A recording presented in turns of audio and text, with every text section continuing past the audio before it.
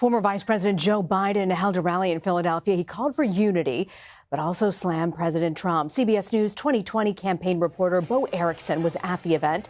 He's covering Joe Biden, and he joins us now. So, Bo, run us through some of the points here. It was very, very clear that he was going to attack President Trump here, and we saw a lot of praise for President Obama and his record.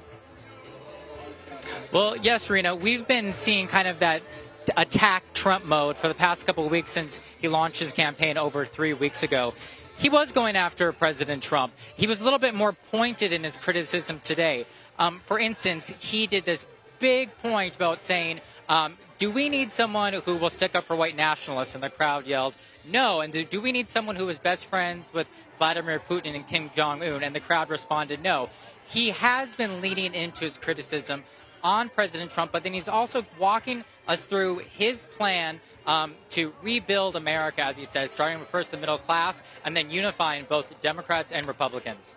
You know, we heard, as I mentioned earlier, Biden discuss his love and his admiration for President Obama, and throughout the speech, he kept sort of evoking that rhetoric. I want to play some sound for you of him comparing the two.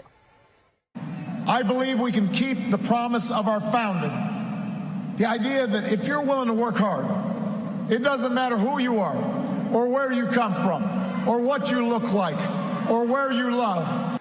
But we were born of an idea that every single solitary person, given half a chance, no matter where they're from, given half a chance, there's not a single thing they cannot do if they work at it. Nothing's beyond their capacity.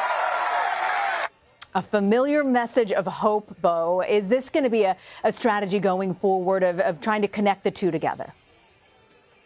Yeah, great quick work by the CBSN it really producers is. Our there, producers here. putting those two pieces together. Yes, it is very reminiscent of it, and he kind of leads the crowd and says, you know, I'm going to say something that people don't say a lot. President Obama was a good president. Of course, the crowd just absolutely erupts, and so he is standing by former President Obama, even though he asked him just a few weeks ago to not endorse his campaign because Biden says he wants to do this all on his own. And we know that Biden announced he's going to be choosing Philadelphia as his campaign headquarters. What can we expect with him continuing to sort of emphasize Philadelphia? And also, what about the Rust Belt states? Yes, that is exactly right. This is actually his second stop in Pennsylvania in just 3 weeks. Obviously, his first stop was in Pittsburgh, where he talked right to union members, and now he's a little bit closer to home. His home in Delaware is about 30 minutes away.